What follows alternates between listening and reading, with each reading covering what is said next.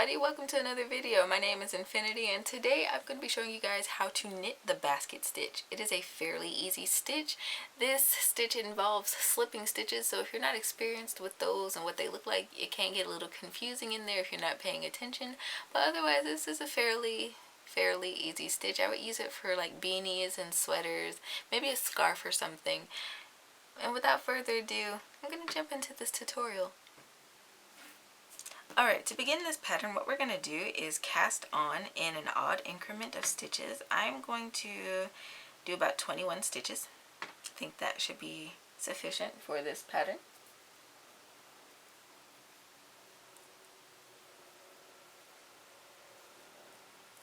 And I'll meet you guys back when I have all of my stitches cast on. So now that I have my stitches cast on, what I'm going to do is purl all the way across row 1.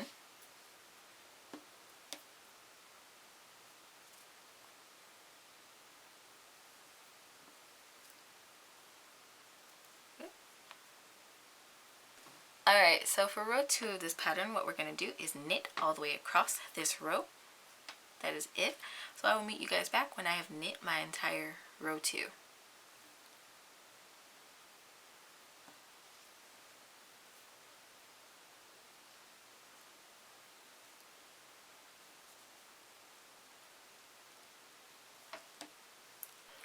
Alright, for row 3, this is where the fun begins. What we're going to be doing is we're going to knit 1 and slip 1 all the way toward the end of the row. So that means your yarn is to the back. I know normally we purl on this side, but we're just going to make a little knit stitch right there. And we are going to slip 1, but we're going to slip it purlwise. So that means you're going into your stitch from right to left as though you were going to purl, and you're just going to slip it off of there. You're going to knit the next stitch,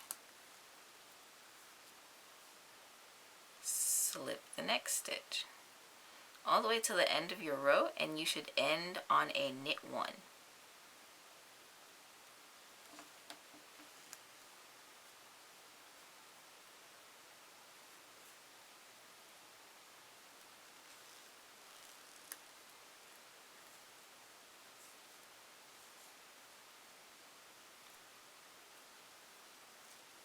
And then knitting my last one here.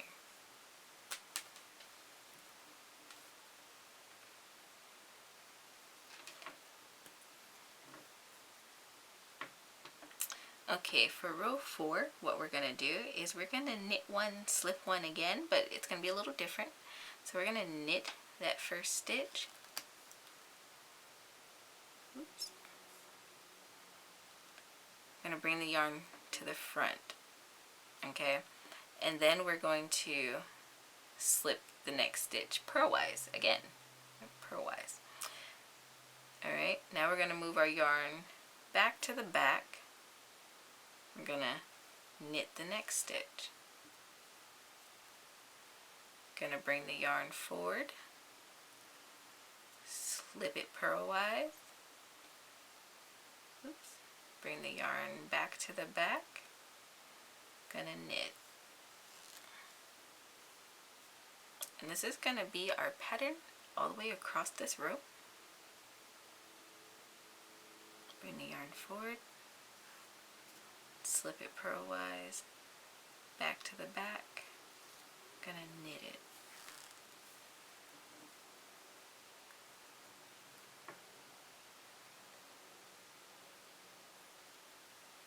Yarn in the front, we're going to slip it, yarn back to the back, we're going to knit the next stitch. This row should also end on a knit 1, just like the previous row.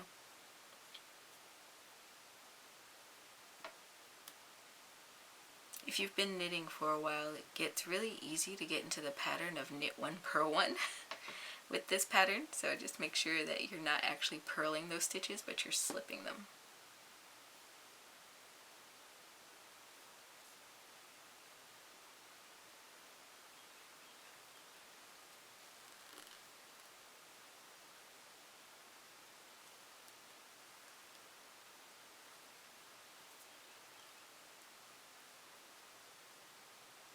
I just purl that? I did. Don't do what I just did.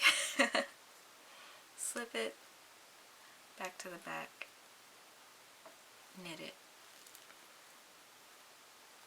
This is what our pattern looks like so far. And lucky for us, this pattern is a 4-row repeat, so we would just start all the way over from row 1. So when we turn our work, we're going to be purling.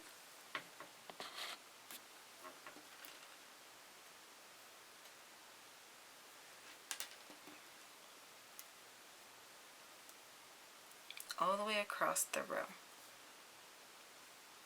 And if you want a cleaner edge, you can also just slip this edge stitch off and then purl the rest of the row, or you can just purl all the way across. But I will have the written instructions for this pattern on my blog, so you can check that out. I'll try to leave that linked in the comment section below. Right, this next row is all knit.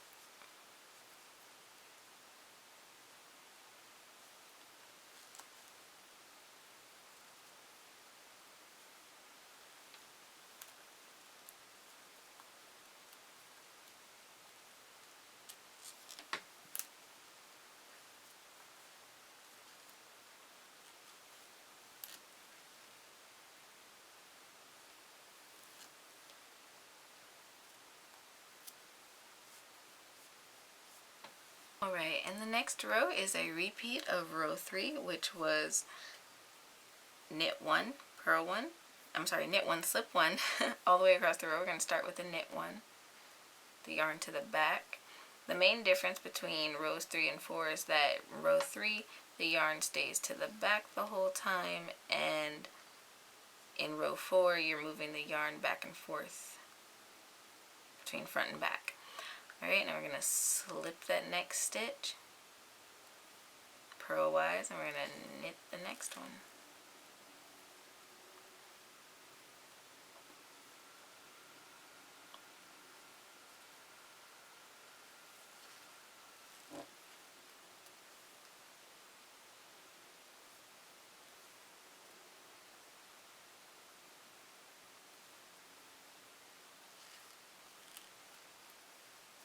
Alright, for the next row, what we're going to do is going to bring our yarn to the back, and we will be knitting our first stitch.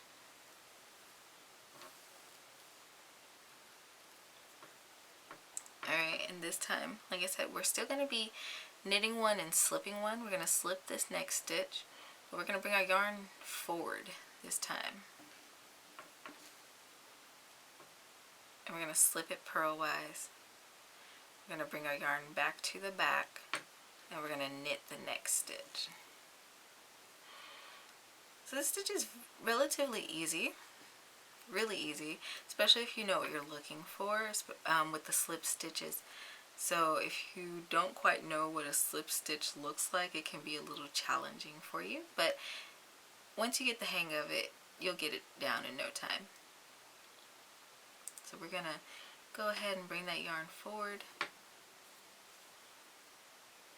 Gonna slip this stitch, bring it back to the back, and knit the next one.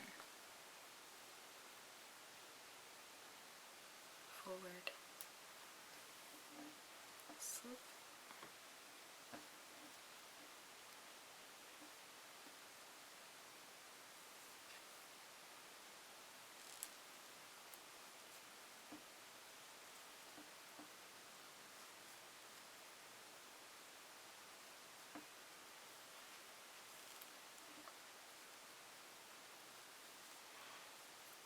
all the way across.